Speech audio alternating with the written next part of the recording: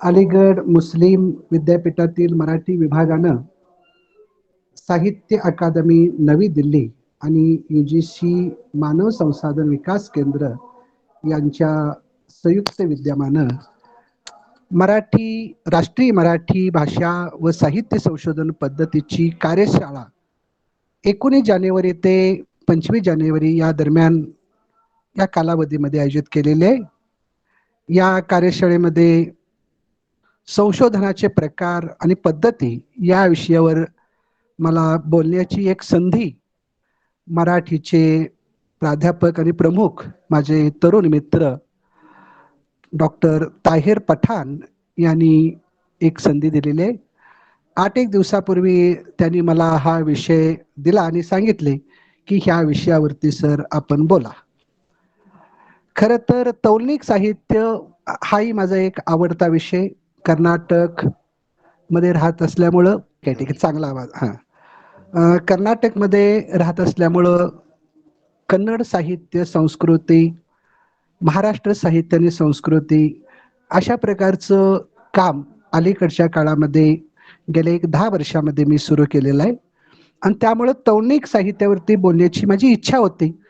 पण त्याने म्हटले की निशिकांत मिरजकर सर एवढे एक दिग्गज अभ्यासक आणि मराठीतले एक चांगले ज्येष्ठ प्राध्यापक होते, समीक्षक होते, त्यांचं तुम्हाला ऐकायला मिळालं असेल.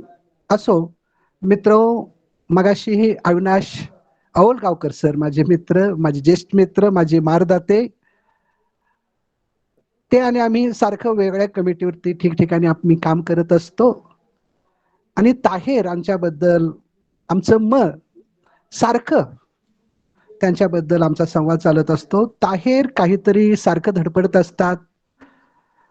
मराठी विभाग हा एक ऍक्टिव्ह करण्याचं काम गेल्या काही वर्षामध्ये ते करत आहेत. म्हणजे अलीगड विद्यापीठामध्ये मराठी विभाग आहे याची माहिती अनेकांना नव्हती, पण ताहेर यांच्यामुळं हे सगळ्यांना कळलं की मराठी विभाग मुस्लिम अलीगड विद्यापीठामध्ये आहे. आणि त्यामुळे त्यांचं किती आम्ही अभिनंदन केलं सगळ्यांनी मिळून तरी कमीच आहे. मी त्यांचं पुन्हा एकदा मनस्वी अभिनंदन करतो. आणि या कार्यशाळेमध्ये मला बोलण्याची एक संधी त्यांनी दिलेली आहे. मी या ठिकाणी संशोधनाचे जे प्रकार आहेत आणि ज्या पद्धती आहेत त्याविषयी मी इथं बोलणार आहे. आमचा हा मराठी विभाग राणी चन्नम्मा विद्यापीठातला, कर्नाटकमधला, बेळगावमधला, मला वाटतं मोठा असेल. महाराष्ट्रामध्ये एवढा मोठा विभाग आहे की नाही माहित नाही. आम्ही 5 लोक इथं काम करत आहोत. 3 प्राध्यापक, 2 सहाय्यक प्राध्यापक, 51 विद्यार्थी आहेत MA ला आणि जवळजवळ 20-25 विद्यार्थी हे PhD करतायत आमच्या विभागामध्ये. एक मोठा विभाग कर्नाटकमधला तरी असेल. मित्र, मी सरळ आता माझ्या विषयाकडे वळतो, कारण हा एक मोठा असा विषय आहे. संशोधनाचे प्रकार आणि पद्धती यावरती मत मांडणं किंवा विचार व्यक्त करणं. सुरुवातीलाच मी संशोधन म्हणजे काय, संशोधनाचे प्रकार किती आहेत, कोणते आहेत, संशोधनाच्या पद्धती किती आहेत, कोणत्या आहेत, याविषयी मी माझं मत मांडणार आहे.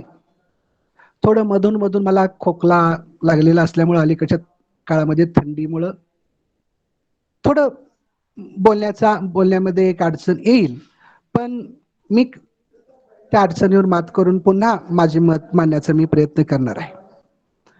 अनेक ऑनलाईन इथं प्राध्यापक, संशोधक, विद्यार्थी इथं जॉईन झालेले आहेत. काही PhD करणारे किंवा काही PhD झालेले जे संशोधक ते आहेत इथं. अनेक माझे मित्र इथं मला दिसत आहेत. त्यांच्याशी नंतर आम्ही कधीतरी गप्पा मारूया. तुम्हा सगळ्यांना इथं भेट घडवून देण्याचं काम ताहिरनं केलेलं आहे. त्याबद्दल मी त्यांचं पुन्हा एकदा मी आभार मानतो. मित्रो,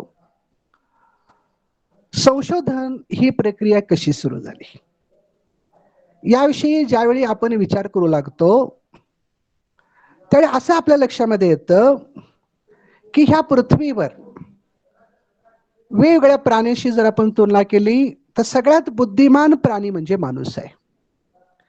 आणि आपल्या बुद्धीच्या जोरावर मानवानं ह्या नैसर्गिक पृथ्वीमध्ये प्रचंड असा बदल घडवून आणलेला आहे.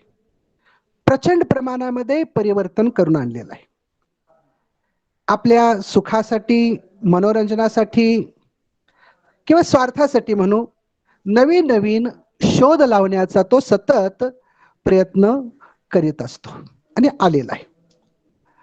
फक्त आपण एक प्राचीन काळामध्ये डोकावलो, आदी मानव याच्याकडं जर आपण डोकावलो, त्याचं अवलोकन केलं, उघडा नागडा राहणारा, जंगलामध्ये दऱ्याखोऱ्यामध्ये राहणारा, पालापाचोळा खाणारा किंवा फळं खाऊन जगणारा, कच्चं मांस खाऊन जगणारा असा एक माणूस आज आलिशान बंगल्यामध्ये राहू लागलेला आहे. मसालेदार चविष्ट पदार्थ तो खाऊन लागलेला आहे.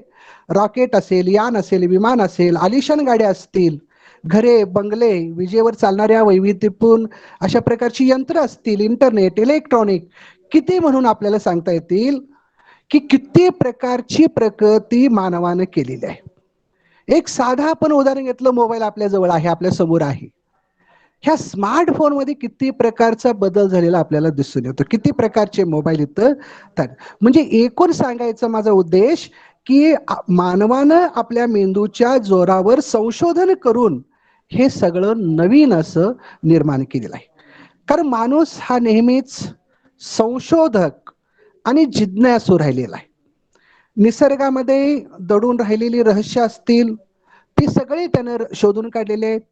पाऊस का येतो, थंडी का पडते, आता थंडी आहे म्हणून पठाणेने सांगितलं मला, प्रचंड थंडी आहे म्हणून तिकडं. ऊन प्रचंड असं पडतं, बऱ्याच वेळा वारा येतो, महापूर येतो, फळ खाली पडतं. अशी अनेक जी रहस्य आहेत निसर्गामध्ये ती मानवानं शोधून काढलेली आहेत. म्हणजे ही संशोधनाची प्रक्रिया अनेक प्राचीन काळापासून सुरू झालेली आहे. म्हणजे पुढे जाऊन असं आपल्याला म्हणता येतं की संशोधन ही जी बौद्धिक प्रक्रिया आहे, मेंदून चालणारी जी प्रक्रिया आहे, ती प्रथम निसर्गाच्या बाबतीमध्ये मानवानं सुरू केलेली आहे. आणि त्यानंतर या नैसर्गिक संशोधनाबरोबर मानवानं वेगवेगळ्या भौतिक विद्या असतील किंवा विविध भौतिक शास्त्र असतील ती विकसित केलेली आहेत. मित्र हो, संशोधन प्रक्रिया ही बुद्धीशी निगडीत आहे. प्रामुख्यानं आता गेल्या 2-4 तुम्ही व्याख्यानामधून ऐकलं असेल की संशोधन हे नेहमी माणसाचं जीवन शुद्ध करीत असतं. एवढंच नाही तर माणसाचं जीवन जे म्हणतो आपण त्याच्या जीवनामध्ये एक गुणवत्ता येत असते.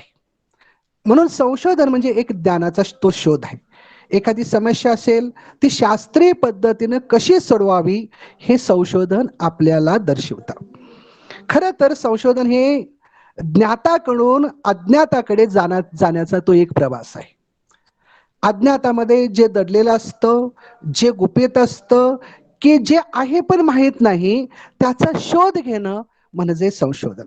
आणि अशा संशोधनामुळेच मानवाचं जीवन अत्यंत सुखकारक असं ते बनलेलं आहे. अशा संशोधनाचे काही प्रकार अभ्यासकांनी जागतिक पातळीवरती आपल्या मराठीमध्ये किंवा भारतीय पातळीवरती वेगवेगळ्या अभ्यासकांनी सांगितलेले आहेत. आपापल्या पद्धतीने हे प्रकार सांगितलेले आहेत. पण प्रामुख्यानं जे संशोधनाचे जे 3 प्रकार मी इथं सांगणार आहे आपल्या समोर, त्याविषयीच मी बोलणार आहे. कारण प्रत्येक विषयामध्ये संशोधनाचे वेगवेगळे प्रकार आहेत. जर तुम्ही सोशल सायन्समध्ये जर बघितलं तर तिथं वेगवेगळे प्रकार आपल्याला संशोधनाचे दिसून येतात. आणि हे प्रकार वेगवेगळे त्या विषयावरती किंवा त्या विषयाचे स्वरूप, त्या विषयाचा उद्देश आणि त्याची तत्वे यावरून ते निर्माण होत असतात. संशोधन प्रकार का निर्माण होतात हे स्वरूपावर, साहित्याच्या स्वरूपावरून किंवा संशोधनाच्या स्वरूपावरून प्रकार निर्माण होत असतात. हे सुरुवातीलाच मी इथं कथन करतो. आता मगाशी म्हटलं मी अनेक प्रकार आहेत, फक्त जाता जाता त्याचा उल्लेख करेन मी. उपयोजित संशोधन असेल, मूलभूत संशोधन, संख्यात्मक संशोधन, वर्णनात्मक संशोधन, विश्लेषणात्मक संशोधन, गुणात्मक संशोधन, कल्पनात्मक संशोधन, अनुभवजन्य संशोधन, प्रयोगात्मक संशोधन, मूल्यमापनात्मक संशोधन, कलात्मक संशोधन, चिकित्सक संशोधन, सर्वेक्षणात्मक संशोधन, असे कितीतरी प्रकार आपल्याला सांगता येतील. पण मित्र, तीन सर्वमान्य असलेले जे संशोधनाचे प्रकार आहेत त्यांचाच इथं मी प्रामुख्यानं विचार करणार आहे. त्यामध्ये मूलभूत संशोधन, ज्याला इंग्रजीमध्ये फंडामेंटल रिसर्च म्हणतो किंवा प्युअर रिसर्च म्हणतो किंवा बेसिक रिसर्च म्हणतो, ते मूलभूत संशोधन असेल, त्याविषयी आपल्याला सविस्तर बघायचं आहे. दुसरा प्रकार जो आहे उपयोजित संशोधन, त्यालाच इंग्रजीमध्ये आपण अप्लाइड रिसर्च असं म्हणतो. आणि तिसरं जे संशोधन आहे ते कृतीशील किंवा कृती संशोधन, त्याला इंग्रजीमध्ये आपण ऍक्शन रिसर्च म्हणतो. असे तीन प्रकार इथं संशोधनाचे सांगितले गेलेले आहेत, प्रामुख्यानं सर्वमान्य असलेले आहेत. याशिवाय अनेक मगाशी म्हटलं त्याप्रमाणे उपप्रकार संशोधनाचे असण्याची शक्यता आहे. वेळेअभावी तीनच ह्या संशोधनाचा मी विचार इथं करणार आहे. मित्र हो, मानवाचं अस्तित्व, मगाशी सुरुवातीलाच मी म्हटलं की मानवाचं अस्तित्व जेव्हापासून पृथ्वीवर आहे किंवा सुरू झालं तेव्हापासून त्याची शोध प्रक्रिया ही सुरू झालेली आहे. म्हणजे मानवाला स्वतःच्या गरजा भागवण्यासाठी शोध कार्य करावं लागतं. अनेक प्रकारच्या गरजा असतात, काही पोटाच्या गरजा असतात, काही भौतिक गरजा असतात. ह्या गरजेतून शोध कार्य तो नेहमी करत असतो. त्यातून त्याला नवीन नवीन काही सुचत जातं. मग मानवाची ही जी प्रगती आहे ती त्याला भेडसावणाऱ्या समस्यांची उत्तरं शोधण्यासाठी त्यातून झालेली संशोधनाची प्रक्रिया. कारण मानवी जीवन हे अत्यंत गतिशील आहे, माहित आहे आपल्याला. कारण काल असलेला माणूस आज असत नाही, परवा असलेला माणूस काल नसतो, काल नसलेला आज नसतो. माणसामध्ये इतकी प्रगती होत जाते. अशा गतिशील जीवनामध्ये अनेक समस्या निर्माण होत असतात आणि त्या समस्या सोडवण्याचं एक महत्वाचा मार्ग म्हणजे संशोधन. कारण संशोधनातून बाहेर पडलेलं जे ज्ञान आहे तेच ज्ञान त्या समस्या सोडवण्यासाठी उपयोगाला येतं. आणि यासाठी ह्या वेगवेगळ्या संशोधनाच्या पद्धती असतील किंवा वेगवेगळ्या संशोधनाचे प्रकार असतील ते इथं निर्माण झालेले आहेत. थोडे मी फास्ट जातो मित्रांनो, कारण फार हा एक व्यापक असा हा विषय आहे. मला वेळ कमी पडेल, सांगता येत नाही, म्हणून मी इथं थोडक्यात आवर्त घेण्याचा प्रयत्नही करेन. मित्र, पहिला जो प्रकार आहे तो मूलभूत संशोधन, फंडामेंटल रिसर्च किंवा प्युअर रिसर्च किंवा बेसिक रिसर्च असं आपण इंग्रजी म्हणतो. या प्रकारच्या संशोधनामध्ये महत्वाचं म्हणजे मानवी जीवनाला मूलभूत जी गरज असते त्या गरजेविषयी केलेलं संशोधन, मूलभूत गरज माणसाची. यामध्ये मग ज्ञानाची प्राप्ती असेल, ज्ञानाची वृद्धी, जुन्या ज्ञानाचं परीक्षण, ह्या सगळ्या गोष्टी यामध्ये येत असतात. हे संशोधन बऱ्याच वेळेला पर्यावरणामध्ये आणि प्रयोगशाळेमध्येही केलं जात असतं. कधी कधी प्राण्यासोबतही हे संशोधन केलं जात असतं. म्हणजे थोडक्यात सांगायचं म्हणजे ज्ञानासाठी ज्ञान ही भूमिका इथं मुख्य असते. ज्ञानासाठी ज्ञान, नॉलेज फॉर नॉलेज सेक, हे सगळ्यात इथं महत्वाचं आहे. आणि या संशोधनामध्ये प्रचलित जे जुने नियम असतात किंवा जे जुने सिद्धांत असतात किंवा तत्व असतात ते वर्तमान स्थितीशी किती योग्य आहेत, ती किती जुळतात किंवा का जुळत नाही ती तत्व सिद्धांत, ह्याचं संशोधन ह्या मूलभूत संशोधनामध्ये केलं जातं. म्हणजे नवीन तथ्य असतील किंवा नवीन एखाद्या घटना असतील याच्या संबंधामध्ये इथं संशोधन केलं जातं. आणि ह्या दृष्टीनं बऱ्याच वेळेला की जुने सिद्धांत जे असतात, नवीन जे तत्व असतात ते नवीन परिस्थितीला काही वेळेला लागूही पडण्याची शक्यता नाकारता येत नाही. तर काही वेळेला त्या जुन्या सिद्धांतामध्ये थोडा मॉडिफिकेशन करून, थोडा बदल घडवून, फेरफार करून सुधारणा काही वेळेला करावी लागते. आणि या प्रकारच्या मॉडिफिकेशन केल्यानंतर, त्याच्यामध्ये जुन्या सिद्धांतामध्ये फेरफार केल्यानंतर काही नवीन सिद्धांत देखील निर्माण होत असतात.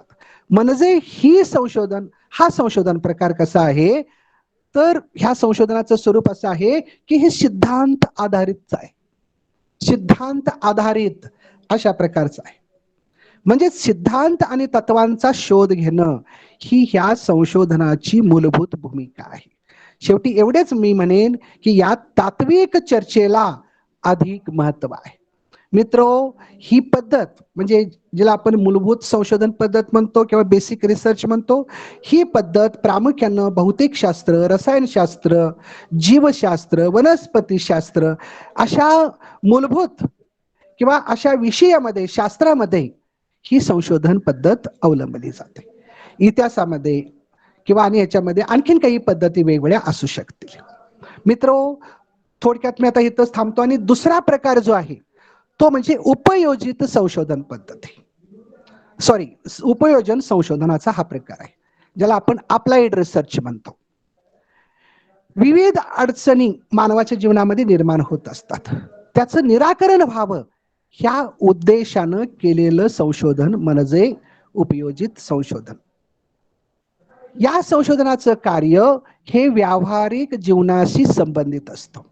मानवी व्यवहार जे जीवनाशी संबंधित असतात, जे विषय असतात मानवी जीवनाशी संबंधित, त्या विषयांच्या प्रश्नाबाबतीमध्ये यथार्थ ज्ञान मिळवणं हे इथं महत्वाचं आहे.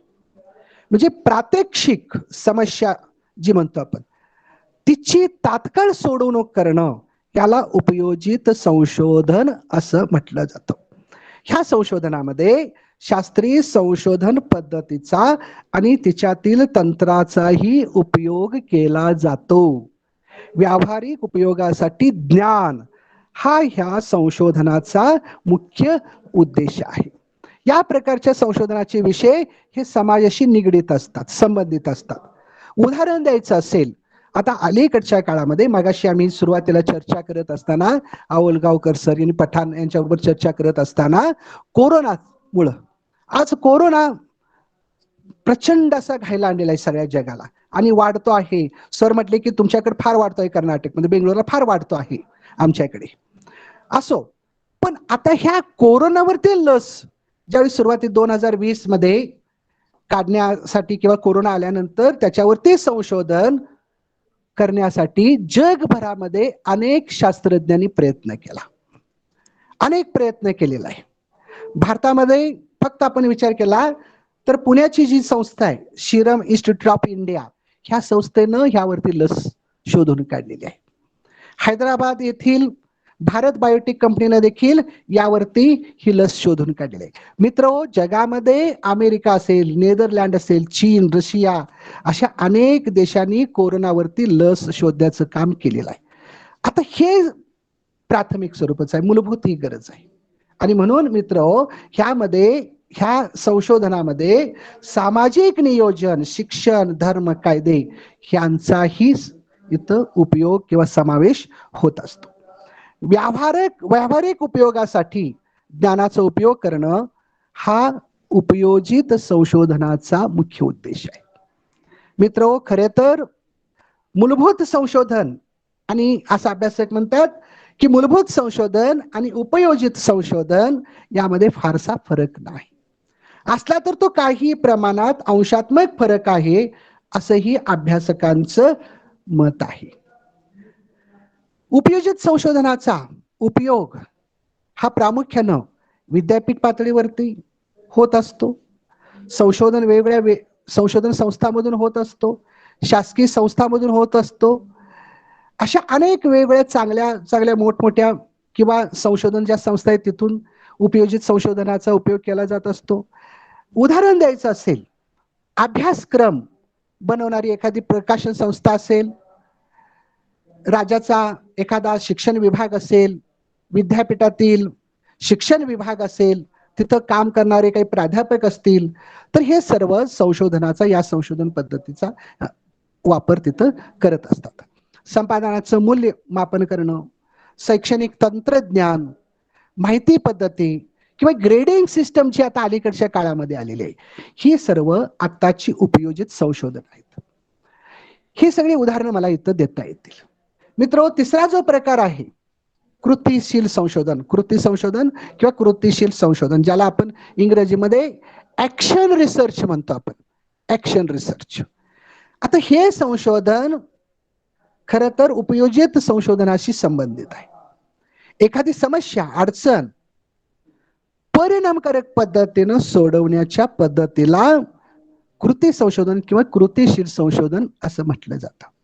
ह्या प्रकारच्या संशोधनामध्ये विशिष्ट अशा पद्धतीची मर्यादा नसते. इथं प्रामुख्यानं संशोधनाच्या निष्कर्षांची अंमलबजावणी केली जाते आणि संशोधनातील निष्कर्ष हे परिवर्तन घडवून आणणाऱ्या योजनेशी संबंधित असतात. ह्या संशोधनाचा मुख्य उद्देश हा विद्यमान स्थितीमध्ये बदल घडवून आणणे हा आहे. बदल आणि नवनिर्माण करण्यासाठी कृती संशोधनाचं महत्व फार आहे.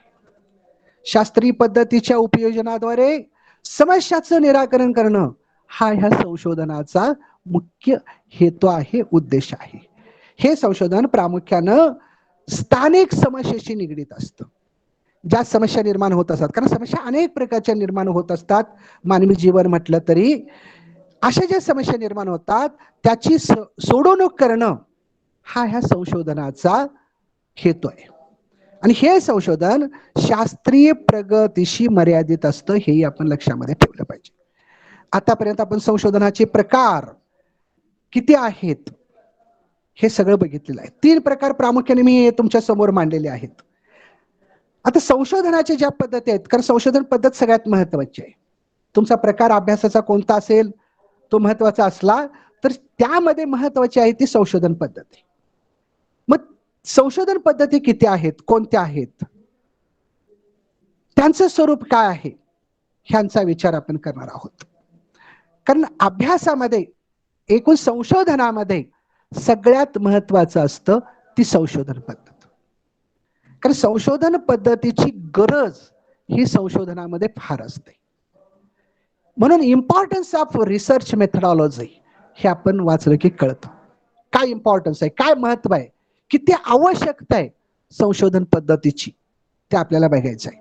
कारण संशोधन ही सतत चालणारी अशी एक शोध प्रक्रिया आहे असं सुरुवातीला म्हणत असताना जगामध्ये संशोधनाच्या अनेक पद्धती निर्माण झालेल्या आपल्याला दिसतात. आता अभ्यास करण्याची पद्धत प्रत्येकाची वेगळी असते.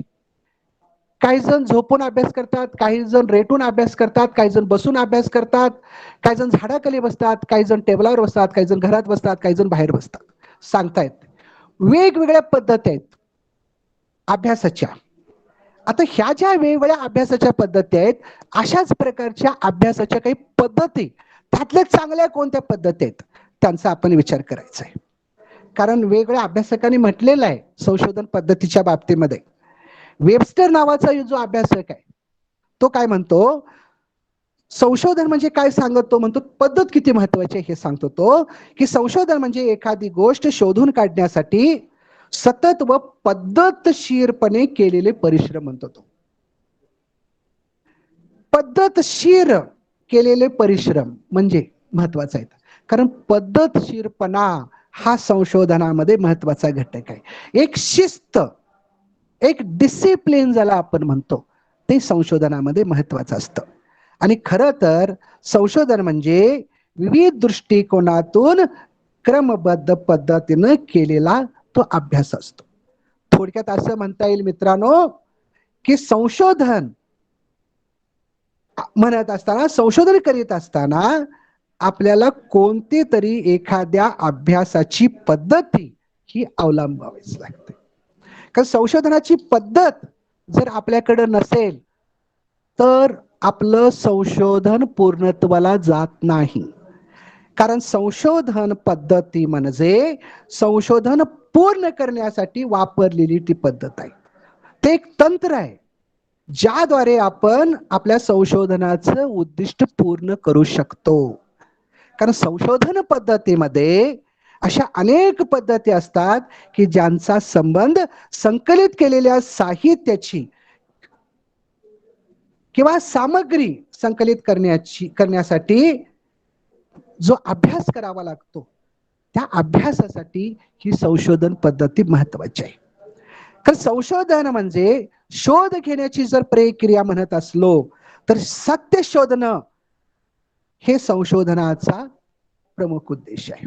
आणि म्हणून संशोधन ही न संपणारी अशी अखंड ज्ञानाची प्रक्रिया आहे असं म्हणत असताना, ज्ञानाची ही प्रक्रिया चालत असताना एखादी पद्धत उपलब्ध असल्याशिवाय ज्ञानाचा साठा वाढत नाही. ज्ञानाचा साठा जर तुमच्याकडे वाढायचा असेल संशोधनामध्ये, संशोधन तुमचं गतीनं जर जायचं असेल, अधिक गतीनं पुढे वाटचाल करायची असेल संशोधनामध्ये, तर तुम्हाला एखादी पद्धत ही अवलंबावीच लागते. कारण एखादं ज्ञान कोणत्या पद्धतीने संकलित करायचं, त्याचा अर्थ लावण्यासाठी कोणते तंत्र वापरायचं, टेक्निक कोणतं वापरायचं, आणि ते कसं बिनचूक स्वरूपामध्ये मांडायचं, हे संशोधकाला माहीत असलं पाहिजे. आणि त्यासाठीच संशोधन अभ्यासाच्या पद्धतीची आवश्यकता आहे. म्हणजे संशोधन पद्धतीचा संबंध पद्धतशीरपणे समस्या सोडवण्यासाठी होत असतो. थोडक्यात सांगायचं म्हणजे मित्रांनो, चांगल्या पद्धतीनं संशोधन कसं करायचं, त्यासाठी कोणती योग्य पद्धत वापरायची, कोणती पद्धत वापरायची, याची माहिती संशोधकाला मिळत असते. आणि म्हणून संशोधन करत असताना संशोधक पद्धतीशिवाय त्याचं संशोधन कधीही पूर्ण होत नाही. कारण संशोधनात तुमचा जो मुख्य विषय आहे संशोधनाचा, त्याच्या पाठीमागचं तार्किक अधिष्ठान कोणतं आहे हे तुम्हाला पद्धतीवरून कळतं. म्हणजे संशोधन पद्धत त्याच्याशी ते निगडीत आहे.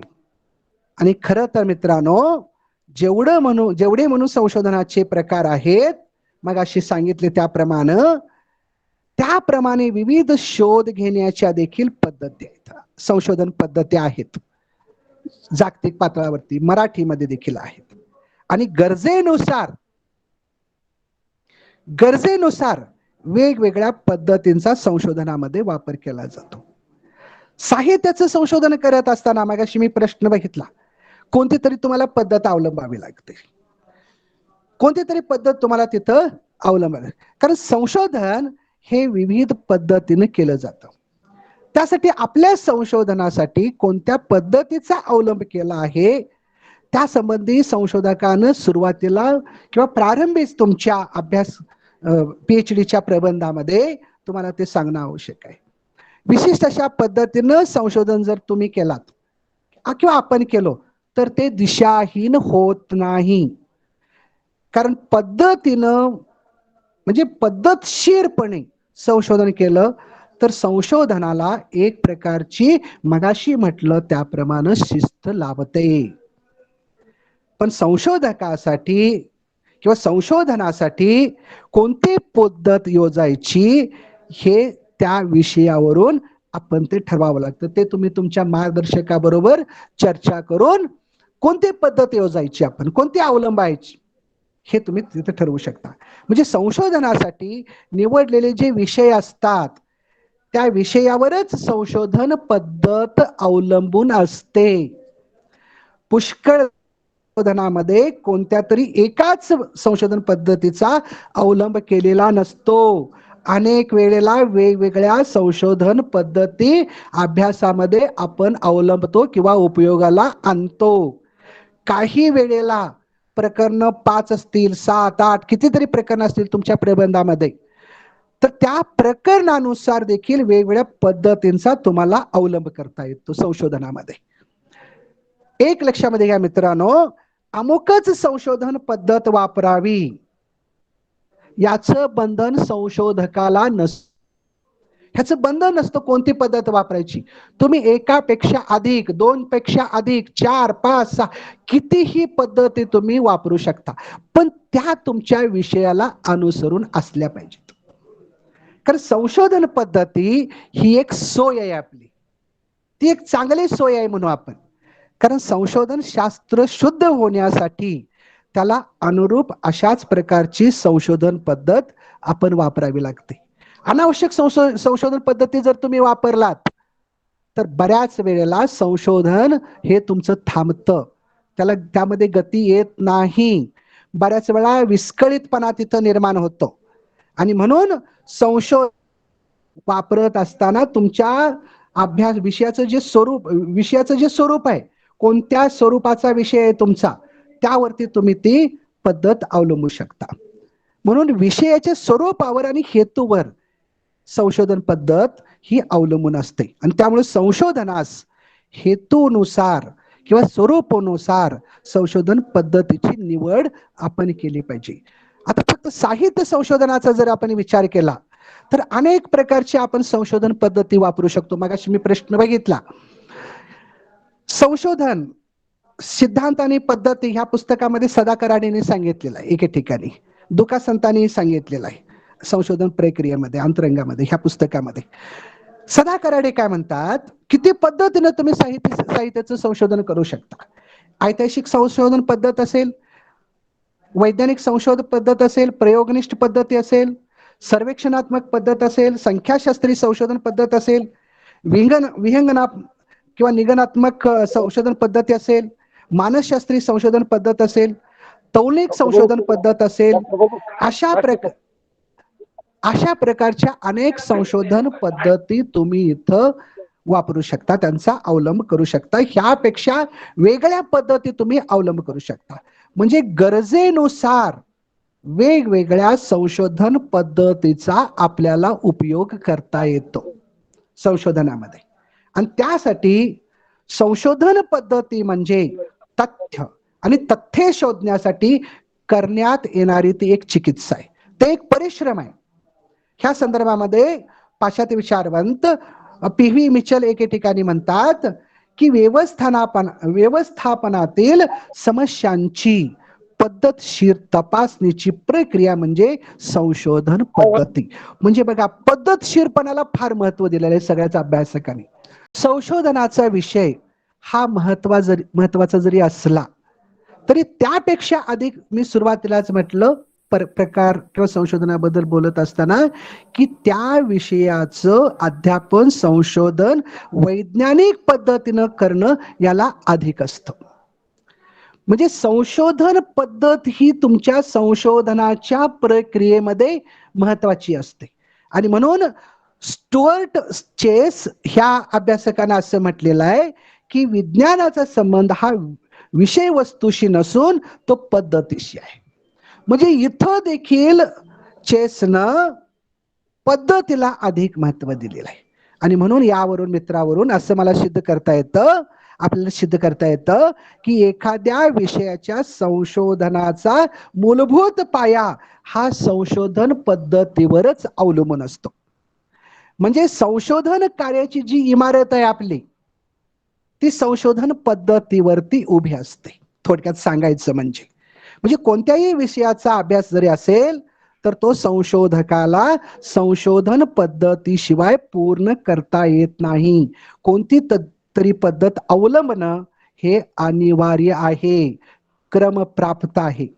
कारण जे तथ्य आहे ते शोधणं हा संशोधन पद्धतीचा मुख्य हेतू असल्यामुळं संशोधन कार्यामध्ये संशोधन पद्धतीचा हा वापर करावाच लागतो. कारण असं आहे की संशोधन पद्धतीच्या वापरामुळं संशोधनात एक स्पष्टता येते, विश्वसनीयता येते, वस्तुनिष्ठता येते, सत्यता येते, यथार्थ येते आणि संशोधनामध्ये एक प्रकारची अर्थपूर्णता येते. आणि म्हणून संशोधन पद्धती ही शोध घेण्याची एक निश्चित अशी आपल्याला दिशा देते. ह्यासाठी संशोधन पद्धत आपण अवलंबली पाहिजे. कुठल्या तरी एका विषयासाठी कोणती तरी एखादी पद्धत आपण अवलंबली पाहिजे.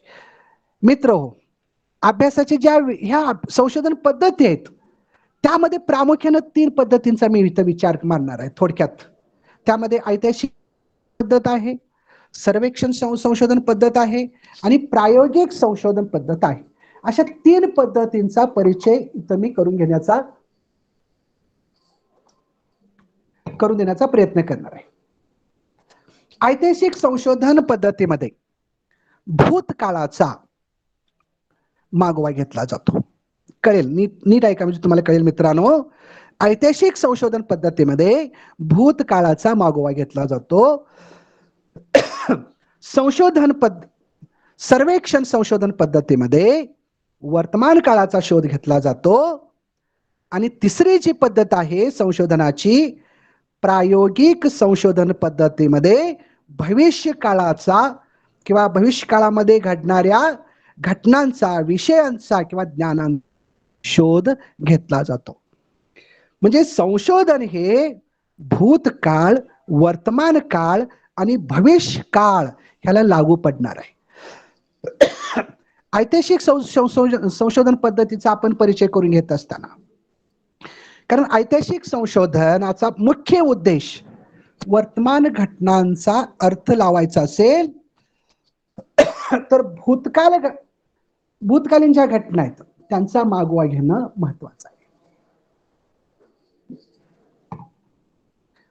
इथं इतिहासाला महत्व आहे मित्रांनो, आणि इतिहास म्हणजे गतकालीन घटनांचा अभ्यास. आता भूतकाळामध्ये घडलेल्या घटनांचा संदर्भ इतिहासाचा अभ्यास करून उपयोगामध्ये आणला जातो.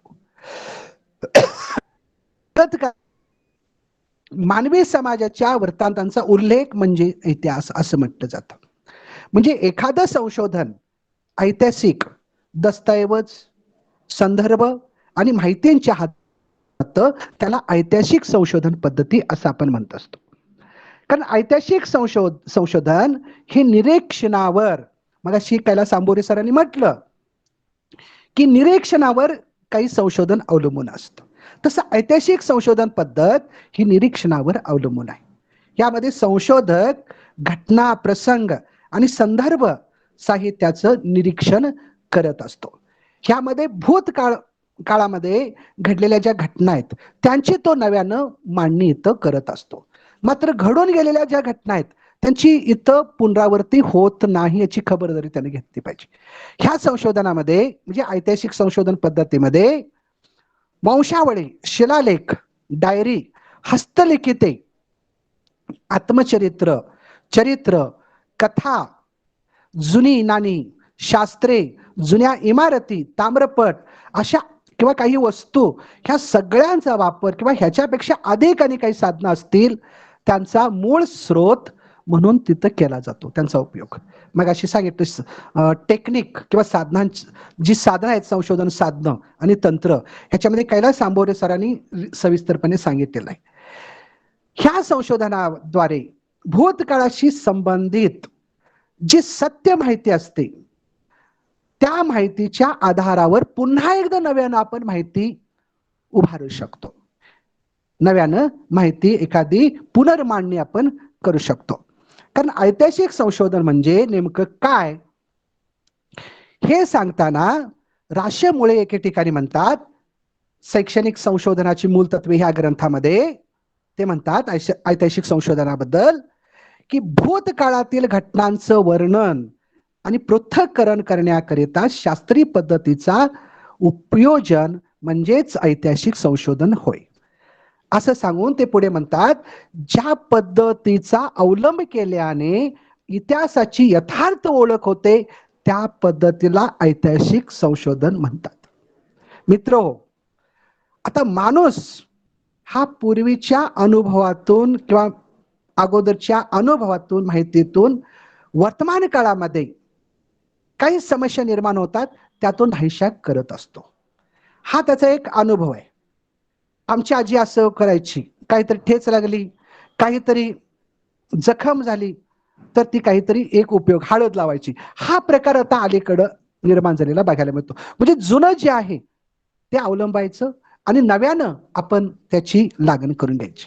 म्हणजे मित्र, मनुष्य हा पूर्वीच्या अनुभवातून नवीन नवीन काही समस्या दूर करत असतो. मानवी जीवनाची प्रगती ही मानवानं काल किती प्रगती केली यावर अवलंबून असते. यावरून तो उद्या किती प्रगती करू शकेल याचा अंदाज देखील बांधता येतो, तो ऐतिहासिक संशोधनामध्ये. कारण वर्तमान हा भूतकाळ खांद्यावर बसून भविष्यात घेत असतो आणि म्हणून आजच्या समस्यांचं यथार्थ तर कालच्या परिस्थितीचं सम्यक ज्ञान असणं आवश्यक आहे आणि यासाठी ऐतिहासिक संशोधन पद्धतीची आवश्यकता आहे. पाश्चात्य विचारवंत जॉन्स एके ठिकाणी म्हणतो, इतिहास हा विविध प्रकारच्या खाणीप्रमाणे जीवनाचा अनुभव आहे. किती प्रकारच्या त्या खाणीमध्ये विविध प्रकारचे अनुभव आहेत म्हणतो तो. आणि आजचा युवक हा इतिहासाचा अभ्यास करतो की ज्यामुळे त्याला मानव जातीच्या अनुभवांचा फायदा होऊ शकतो. आणि म्हणून मित्रांनो, इतिहास ह्या विषयाला एक महत्वाचा विषय म्हणून त्यानं मान्यता दिलेली आहे विचारवंत जॉन्सनं, की ज्याच्यामुळं त्याला इतर भिन्न विषयांचा अभ्यास करता येतो. वेगळ्या म्हणजे ऐतिहासिक दृष्टीने वेगवेगळ्या विषयांचा देखील आपल्याला अभ्यास करता येतो. आणि यामुळं एक लक्षामध्ये घेतलं पाहिजे, अलीकडच्या काळामध्ये किंवा गेल्या ह्या शतकामध्ये इतिहासाकडे पाहण्याचा दृष्टिकोन अभ्यासकांचा पूर्णपणे बदललेला आहे, हे आपल्या लक्षामध्ये येतं. मित्र, बऱ्याच वेळेला ऐतिहासिक संशोधन पद्धत ही किचकट स्वरूपाची असते. अनेक वेळेला हा अभ्यास करत असताना खूप अडीअडचणी येत असतात. भूत आणि वर्तमान काळाचा प्रभाव हा नेहमी भविष्य काळात होणाऱ्या घटनांवरती पडत असतो. आणि असा ऐतिहासिक अभ्यास हा नेहमी समाजाला उपकारकच ठरत असतो, फायदाच होत असतो.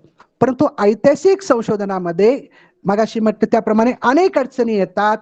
बऱ्याच वेळेला विश्वसनीय आणि पुरेशी माहितीही मिळत नाही, उपलब्ध होत नाही.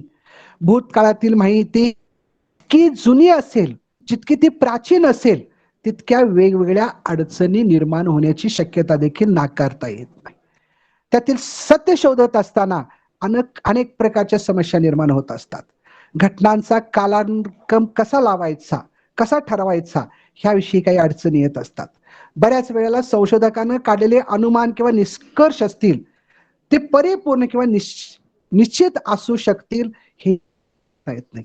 पण मित्र, एकूण जर आपण विचार केला ऐतिहासिक संशोधन पद्धतीचा, तर ऐतिहासिक संशोधन पद्धतीमध्ये अनेक अडीअडचणी निर्माण जरी होत असल्या, अनेक समस्या जरी निर्माण होत असल्या, तरी शिस्तबद्धपणे ऐतिहासिक संशोधन कार्य जर केलं तर दीर्घकालीन भूतकाळाचं आकलन व्हायला इथं मदत होते. ही फारची आणि आवश्यक बाब आहे. मित्र, भूत, वर्तमान आणि भविष्य ह्यांना आपण एकमेकापासून वेगळं करू शकत नाही, वेगळं करता येत नाही आपल्याला. काल आणि आज ह्याच्यामध्ये जरी फरक असला किंवा फरक दिसत असला, तरी आज जो उभा आहे तो कालमुळं आकाराला आलेला आहे, तो कालमुळं आकाराला आलेला आहे. कारण वर्तमान काळातील घडणारी एखादी घटना असेल ती अचानकपणे कधीही घडत नाही. कोरोना हा अचानक आलेला नाही, त्याच्या पाठीमागे काहीतरी कट करणं असतील. भूतकाळामध्ये आपण डोकावलो तर कळेल आपल्याला त्याची, म्हणजे एखाद्या घटनेची पालेमुळे भूतकाळामध्ये ही दडलेली असतात. आता मी आज तुमच्या समोर प्राध्यापक म्हणून उभा असताना तिथं व्याख्यान देत असताना माझ्या काही सुखाची जी कारण आहेत आजची, ती भूतकाळामध्ये दडलेली आहेत.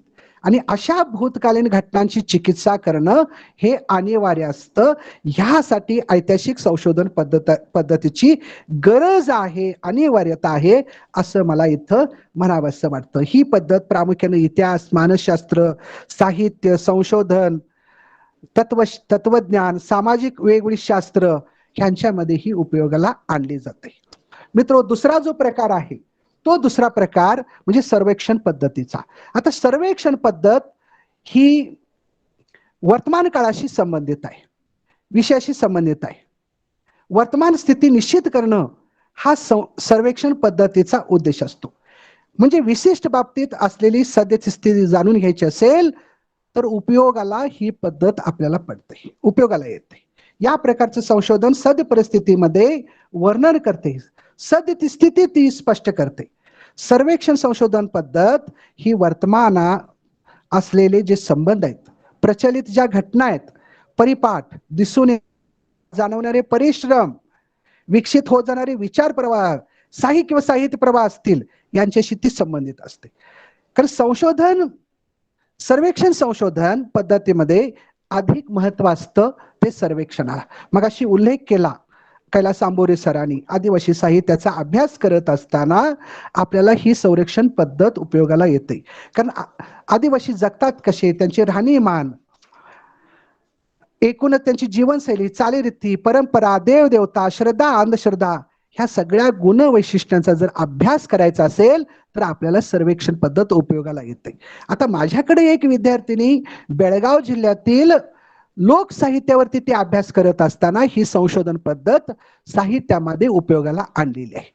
कारण तिनं ती फिरत असताना संपूर्ण बेळगाव जिल्ह्यामध्ये कडेकपारी सगळं आपल्या जंगल भाग फार आहे. गोव्याकडे जात असताना त्या जंगलामध्ये तिथं काही आदिवासी लोक आहेत, तिथं काही वेगवेगळ्या गावामध्ये लोक आहेत, त्यांच्या चालीरीती, देवदेवता, तिथलं त्यांचं ते साहित्य, त्यांचं लोकसाहित्य, त्यांच्या काही चालीरीती, समजुती, हे सगळं मिळवत असताना खूप तिनं कष्ट घेतलेलं आहे. म्हणजे अशा वेगळ्या पद्धतीनं सर्वेक्षण पद्धतीनं साहित्यामध्ये देखील ही पद्धत आपल्याला अवलंबता येते. अशी ही पद्धत प्रामुख्यानं साहित्यामध्ये केवळ समाजशास्त्रामध्येच उपयोगाला आणली जाते असं नाही, तर आवश्यकतेनुसार साहित्यामध्ये देखील आपल्याला आणता येते. जसं मी उदाहरण दिलं असं. ह्याशिवाय वाचनानं साहित्याची परिपूर्ती होते असं म्हटलं जातं.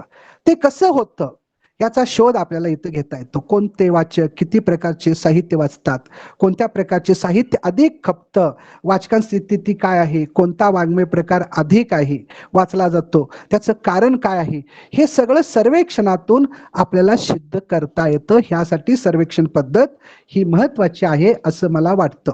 मित्रो, ह्याबरोबरच आणखीन एक महत्वाची पद्धती म्हणजे प्रायोगिक संशोधन पद्धत. थोडक्यात आता समोर मी वेळ झालेला आहे. ऐतिहासिक संशोधन पद्धत ही भूतकाळाचा मागोवा घेते. सर्वेक्षण संशोधन पद्धती ही वर्तमान काळाचा शोध घेते. तर प्रायोगिक संशोधन पद्धत ही भविष्याचा शोध घेत असते. आणि अशा भविष्याचा शोध घेणाऱ्या प्रायोगिक संशोधन पद्धतीचा आता आपल्याला थोडक्यात परिचय करून घ्यायचा आहे. काही मिनिटांमध्ये मी संपवेन. एकूण ही संशोधन पद्धती भविष्य काळाशी संबंधित आहे. म्हणजे काय भविष्य काळामध्ये काय समस्या निर्माण होणार आहेत त्याविषयी इथं संशोधन केलं जातं. ही पद्धत तिथं अवलंबली जाते. ह्या पद्धतीमध्ये प्रामुख्यानं प्रायोगिक पद्धतीचा अवलंब केला जातो. ही एक वैज्ञानिक पद्धती आहे. तिचा शैक्षणिक संशोधनात उपयोग केला जातो. तसाच ही पद्धती वैज्ञानिक पद्धतीवर आधारित असल्यामुळं तिचं वैशिष्ट्य म्हणजे प्रयोग आहे. म्हणजे प्रायोगिक दृष्टिकोन हा वैज्ञानिक पद्धतीवर अवलंबून असतो आणि प्रयोग म्हणजे विशिष्ट परिस्थिती स्थिर ठेवून केलेले ते निरीक्षण असते. आणि या दृष्टीनं मित्र, प्रायोगिक संशोधन हे तथ्य यावरतीच आधारित असतं. तुम्ही केमिस्ट्री लॅबमध्ये, रसायनशास्त्राच्या प्रयोगशाळेमध्ये किंवा भौतिकशास्त्राच्या प्रयोगशाळेमध्ये जर गेलात तर तिथं पद्धत ही आपल्याला अवलंबते. भविष्यामध्ये काही समस्या निर्माण होणार आहेत का त्यावरती ही संशोधन कार्य करत असते. डाटा संकलित करणं, लोकसंख्या वाढलेली आहे, आता लोकसंख्या किती आहे, भविष्यामध्ये किती वाढेल, ह्याचं देखील आपल्याला इथं काम करता येतं. ह्या पद्धतीनं इथं संशोधन करता येतं. म्हणजे इथं जे निष्कर्ष निघतात, काढले जातात ह्या संशोधन पद्धतीमध्ये, ते इतरांच्याकडून तपासून देखील घेतले जातात. आणि म्हणजे पुन्हा पुन्हा प्रयोग करून इथं निरीक्षण केलं जातं, रिझल्ट काढला जातो. ह्या संशोधनामध्ये संशोधकाला गृहीतके सिद्ध करण्यासाठी अनेक पुरावे गोळा करावे लागतात. हे संशोधन मुख्यतः नैसर्गिक शास्त्रामध्ये केलं जातं. उदाहरण पदार्थ विज्ञान असेल, रसायनशास्त्र असेल, भूगर्भशास्त्र असेल, जीवशास्त्र, वनस्पतीशास्त्र, असे वेगवेगळ्या संशोधनामध्ये ही पद्धत अवलंबली जाते. प्रायोगिक संशोधन पद्धती ही परिकल्पनेचे परीक्षण करणारी पद्धत आहे. आणि परिकल्पना ही प्रायोगिक संशोधनाचा गाभा आहे. या संशोधन पद्धतीचा उपयोग हा प्रयोगशाळेत मोठ्या प्रमाणामध्ये केला जातो. मित्रो, ही पद्धत शास्त्रीय आधार पद्धत ही बघा नीट ऐका म्हणजे कळेल. ही पद्धत शास्त्रीय आधार असलेली पद्धत आहे. शास्त्रीय आधार आहे तिला. आणि यामुळे संशोधक प्रशिक्षित असावा लागतो. ह्याचं एक मी जाता जाता उदाहरण देईन तुम्हाला. मी PhD करत असताना माझा एक रसायनशास्त्राचा मित्र होता.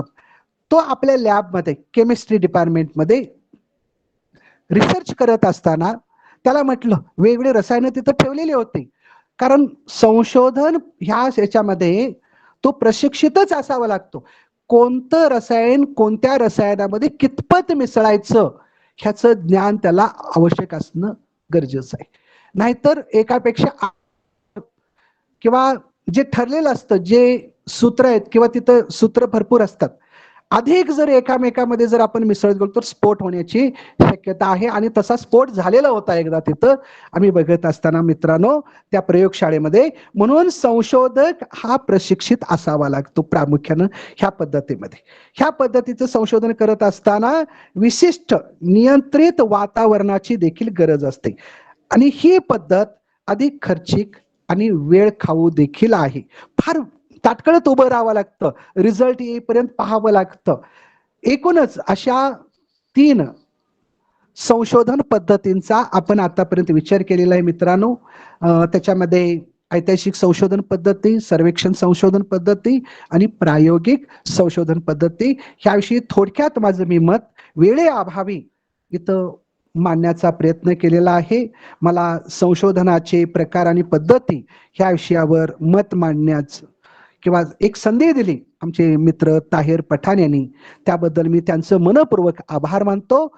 आणि इथं असलेले जे अभ्यासक आहेत, मग ज्यांचे अनेक PhD झालेले आहेत, PhD करणारे आहेत किंवा करू इच्छिणारे अनेक जे अभ्यासक आहेत, त्यांनी शांतपणे इथं ऐकून घेतलं, त्याबद्दल त्यांचेही मी मनपूर्वक आभार मानतो. आणि मला संधी दिल्याबद्दल पुन्हा एकदा मी इथं ताहेर पठाण यांचे आभार मानून मी इथं आपली रजा घेतो. सत्राच्या अनुषंगानं आपल्या मनामध्ये काही प्रश्न असतील तर आपण आपले प्रश्न विचारू शकता संशोधनाचे प्रकार आणि पद्धतीच्या अनुषंगानं.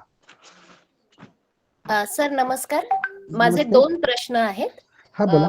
पहिला प्रश्न असा आहे की भगवद्गीतेवरील मराठी भाष्यांचा अभ्यास, हा अभ्यास कोणत्या प्रकारामध्ये येईल? तुम्हाला तुम्ही एक गोष्ट म्हणजे पौराणिक साहित्य वाचलं पाहिजे. नाही म्हणजे त्याला मूलभूत अभ्यास म्हणता येईल का असा प्रश्न मला पडलाय. म्हणजे गीतेवरचा? हा भगवद्गीतेवरच्या पण मराठी भाष्यांचा अभ्यास. मग लोकमान्य टिळकांनी केलंय, श्री अरविंदांनी केलंय, विनोबांनी केलंय, या भाष्यांचा आपण अभ्यास केला. ज्ञानेश्वरांनी केले ना. ज्ञानेश्वरी गीतेवरती टीकेवरती भाष्यच आहे ना पहिलं मराठीतलं. मग त्याच्यावरती तुम्हाला आता नव्याने करायचं आहे. हा म्हणजे या सगळ्या भाष्यांचा जर आपण एकत्रित विचार केला, म्हणजे त्याला तुलनात्मक म्हणावं का नाही मला कळणार नाही, कारण तुलना त्यांची करता येणार नाही. एक गोष्ट तुम्ही लक्षामध्ये घेतली पाहिजे, आता गीतेमध्ये जे सांगितलेलं आहे ते कितपत आजच्या काळामध्ये उपयोगाला येतं.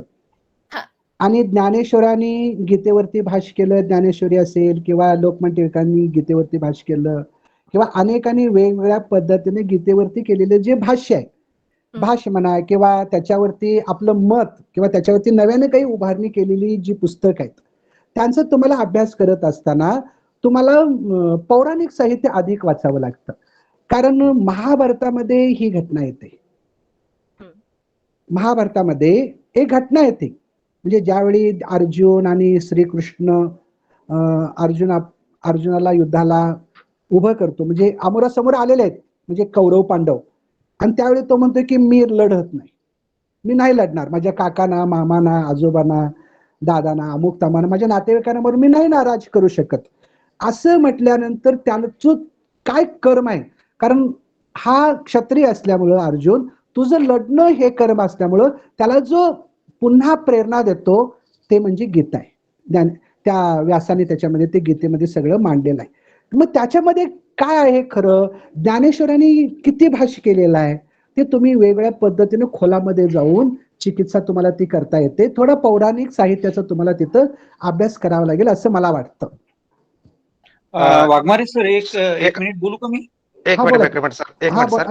मला असं म्हणायचं आहे की देशपांडे मॅडमनी जे म्हटलेलं आहे की बाबा तुलनात्मक अभ्यास पद्धतीने अभ्यास करता येऊ शकेल का, बरं का, तर मला असं वाटतं की गीतेवर भाष्य करणारे अनेक विचारवंत आहेत, म्हणजे ज्ञानेश्वरांपासून विनोबांपर्यंत. हो सर. तर या सगळ्यांचा जर अभ्यास करायचा असेल तर मला असं वाटतं तौलनिक अभ्यास पद्धती, तौलनिक संशोधन पद्धती ही तिथे उपयोगी पडू शकेल असं मला वाटतंय. थोडी पडत सर, पण त्याच्यापेक्षा मला वाटतं की पौराणिक साहित्यच आहे ना. तौलना म्हणजे फक्त तौलने करायचं असेल तर मग तौलनिक तेवढंच करता येतं. ह्याने काय मांडलं त्याने काय मांडलं एवढंच होणार तिथं. म्हणजे विनोबा भावेनी काय म्हणलं किंवा लोकमान्य टिळकांनी काय म्हणलं, ज्ञानेश्वरांनी काय म्हणलं, ह्याच्यामध्ये तुलना करून सांगायचं काय एवढंच. फक्त एक पद्धत झाली, त्याच्यापेक्षा आणि पौराणिक पद्धत किंवा वेगळ्या पद्धती तिथे अवलंबता येतात, ऐतिहासिक पद्धती अवलंबता येतात. बरोबर आहे. त्यांनी जर असा विचार केला की विविध लोकांचं जे विचारवंतांचं गीतेवरचं भाष्य आहे, याचा तुम्हाला अभ्यास करायचा असेल तर तिथे तौलनिक संशोधन पद्धती हीच उपयोगाची पडू शकेल. हा, ती प्रामुख्याने उपयोगाला येईल. पौराणिक संदर्भ हे महत्वाचे राहणार आहेत. हो, तेच संदर्भ महत्वाचे राहणार आहेत त्याच्यामध्ये सर. तुलनेमध्ये काय राहणार आहे, ह्याने कसं म्हणलं त्याने कसं मांडलं, कसं प्रकार, एवढंच होणार सर तिथं. आवलगावकर सर आणि चंद्रकांत वाघमारे सरांनी ज्या या प्रश्नाच्या अनुषंगाने मांडणी केली त्याच्यामध्ये थोडस वाढवू शकेल. देशपांडे मॅडमने जो प्रश्न विचारलेला आहे की गीतेचा अभ्यास कशा पद्धतीने करायचा आहे, तर सर्वात प्रथम अभ्यास करत असताना आमचं शीर्षक काय, संशोधनाचं टायटल काय, त्यामध्ये व्यक्तिरेखेचा अभ्यास आहे, भाषाशैलीचा अभ्यास आहे, प्रतिमा आहेत, वाङ्मयीन अभ्यास आहे, कशा पद्धतीने अभ्यास करत असताना आम्हाला संशोधनाचे उद्दिष्ट निश्चित करावे लागणार आहे की हा अभ्यास कोणत्या संशोधनाचे, आमचे दृष्टिकोन काय आहे की पौराणिक साहित्याचा अभ्यास करणं, व्यक्तिरेखांचा अभ्यास करणं, भाषांचा अभ्यास करणं, धर्म वैधर्माच्या अनुषंगाने अभ्यास करणं, हे अगर आम्ही उद्दिष्ट निश्चित केली तर आम्हाला संशोधनाच्या पद्धती ठरवणं सोपं जाईल. ज्याप्रमाणे आवलगावकर सरांनी म्हटले की दोन विनोबा भावे आणि रवींद्रनाथ टागोर किंवा ज्ञानेश्वर आणि विनोबा भावे असा अभ्यास केला तर आम्हाला संशोधन पद्धती तौलनिक पद्धतीच्या अनुषंगाने करता येईल. मलाही एक वाक्य बोलायचं ताहिर सर, विनंती आहे. आवलगावकर सर बोलत आहेत आणि वाघमारे सरांचंही मी ऐकतोय. तौलनिक साहित्यावरती मी स्वतः PhD केलेली आहे. यांनी असं मांडलं, त्यांनी तसं मांडलं म्हणजे तुलना असं होत नाही. साम्य, वैधर्म्य, विशेषता आणि याच्यानंतर जे निष्कर्ष निघतात ते सकारात्मक असावेत, असं जे एकंदरीत तुलनेचा अभ्यास असतो तो प्रचंड व्यापक आणि विस्तारित असतो.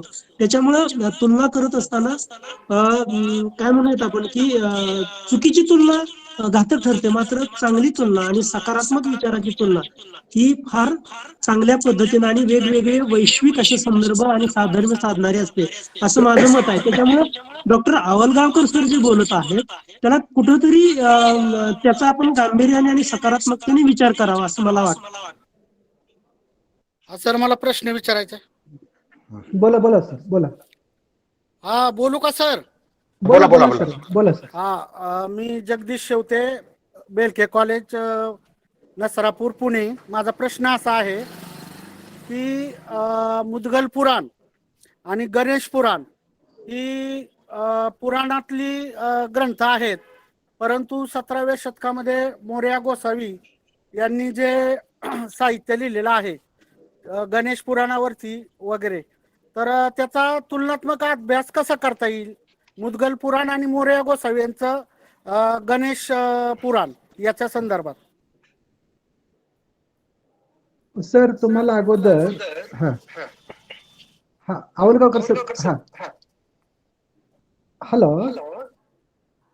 सर तुम्हाला आता अगोदर ते गणेश पुराण समजून घ्यावं लागेल, पहिली मुळात गोष्ट म्हणजे, आणि ह्या कवींचा तुम्हाला परिचय करून घ्यावा लागेल. हे जे दोन कवी आहेत गणेश पुराणावरती काम केलेले, त्या कवींचा इतिहास, ते कवी कोणत्या काळामध्ये नेमकं ही कलाकृती निर्माण केलेली आहे त्याचा तुम्हाला परिचय करून घ्यावा लागेल. म्हणजे इथं ऐतिहासिक पद्धती उपयोगाला येते, याशिवाय तुम्हाला इथं तौलनिक पद्धती देखील वापरता येते, पौराणिक पद्धती वापरता येते, ह्याशिवाय तुम्हाला सर्वेक्षण पद्धती ह्याविषयी काही मतं असतील तेही तुम्हाला जाणून घेता येतात.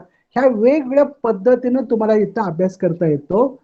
आणि ह्या मगाशी कोणीतरी म्हटलं की दोन ह्या ग्रंथकारांनी गणेश पुराण ह्या ग्रंथकारांनी की साम्य आणि भेद काय आहे दोघांच्या मध्ये हे तुम्हाला तिथं प्रामुख्यानं सांगावं लागेल.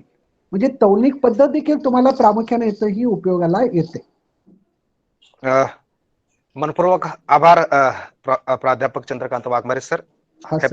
विषय हा संशोधनाची प्रकार आणि पद्धतीच्या अनुषंगाने होता. हो, तिथं तौलनिक साहित्य अनेक प्रश्न उपस्थित आलेले. मला वाटतं संशोधक अभ्यासकांना विनंती आहे की मी एक वेळापत्रक आपल्या ग्रुपवर शेअर केलेलं आहे आणि तोलनिक साहित्याचं संशोधन कशा पद्धतीनं करायचं याच्यामध्ये ज्यांचं स्पेशलायझेशन आहे, ज्यांनी जवळपास 300-400 पुष्टाचा एक ग्रंथ प्रकाशित केला आहे, आदरणीय डॉक्टर निशिकांत मिरजकर सर, जे दिल्ली विद्यापीठाचे अधिष्ठाता होते, ज्यांनी आयुष्यभर ज्याच्यावर चिंतन मंथन केलेलं आहे, ते व्याख्यान देणार आहेत. आणि तुलना कशी करायची या संदर्भात राजन गौस सरांनी म्हटलं एका भाषेमध्ये ती तुलना होऊ शकते का? तुलनेची व्याख्या काय? जिथं साधर्म्य, वैधर्म्य, प्रभाव या अनुषंगानं केला गेलेला अभ्यास म्हणजे तोलनिक अभ्यास आहे. आज चंद्रकांत वाघमारे सर, संशोधनाच्या पद्धती कोणकोणत्या असू शकतात? आता संशोधनाच्या पद्धती निवडायच्या कशा हे शीर्षकाच्या अनुषंगाने ठरेल.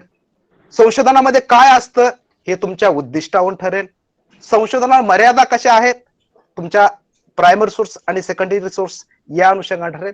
संशोधनाचा विषय हा व्यापक विषय आहे.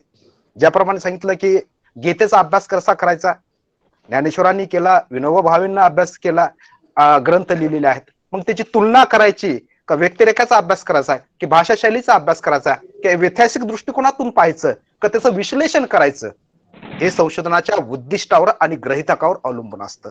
त्याची चर्चा आपण वेळोवेळी करणार आहोत. तरी चंद्रकांत वाघमारे सरांनी संशोधनाची पद्धती आणि संकल्पना, प्रकार आणि पद्धती हा सोपा विषय नाही, फार व्यापक आणि मोठा विषय आहे. या विषयामध्ये 50 मिनिटं अत्यंत सूत्रबद्ध अशी त्यांनी मांडणी केली. अनेक उदाहरणं आणि दाखले या ठिकाणी त्यांनी दिले. चौथं पुष्प अत्यंत दर्जेदार पद्धतीनं त्यांनी गुंफलेलं आहेत. मी सहभागी संशोधक अभ्यासकांच्या वतीनं त्यांचे साहित्य अकादमी, UGC human research development centre आणि विभागाच्या वतीनं हार्दिक आभार मानतो. सर, वेळोवेळी आपलं असंच मार्गदर्शन आम्हाला राहो ही अपेक्षा या ठिकाणी व्यक्त करतो. आणि हे सत्र या ठिकाणी संपलं. 10 मिनिटाचा ब्रेक देऊ. नंतर आपल्या अत्यंत महत्वाचा विषय डॉक्टर आशुतोष पाटील, हे संशोधनाचा आराखडा कशा पद्धतीने असायला पाहिजे, जे प्रश्न आपले येतात. हे पहा, आपल्याला अध्यापन म्हणजे काय आहे, अध्यापन म्हणजे शिकवणं म्हणजे काय, की अध्यापनास मदत करणं आहे. घोड्याला पाण्यापर्यंत न्यायचंय पण पाणी त्यालाच प्यायचंय. आम्ही संशोधन अशा पद्धतीने करा, संशोधन त्यालाच करायचंय. म्हणजे अध्यापनामध्ये काय आहे की घोड्याला पाण्यापर्यंत न्यायचं पण पाणी त्यालाच प्यायचं आहे. आम्ही तिथपर्यंत निघून जाऊ शकतो. संशोधन हे त्यालाच करायचं आहे, पण कशा पद्धतीने करायचं, कोणते तंत्र वापरायचे, कोणते साधनं वापरायचे, कोणत्या पद्धती वापरायच्या, याची उजळणी करण्यासाठी ही राष्ट्रीय संगोष्ठीचं, राष्ट्रीय कार्यशाळेचं आम्ही आयोजन केलेलं आहे. उद्दिष्ट पहा, वक्त्यांना 50 मिनिटांमध्ये सर्वच विषय घेता येणार नाही. संशोधनाच्या पद्धती कोणत्या, मी अनेक ठिकाणी प्रश्न विचारले, सर कोणती पद्धत वापरली, त्याला अडचणी निर्माण होतात. ऐतिहासिक संशोधन पद्धती, प्रायोगिक संशोधन पद्धती, तोलनिक संशोधन पद्धती, वेगवेगळ्या पद्धती त्यांना सांगता येत नाहीत. किमान ही या पद्धतीनं आपल्याला जाता आलं पाहिजे. सरांनी अत्यंत सूत्रबद्ध पद्धतीनं कमी वेळेमध्ये अत्यंत मार्मिक उदाहरणं दिली आणि चांगल्या पद्धतीने या सत्राची मांडणी केली. सर, सर्वांच्या वतीनं पुन्हा एकदा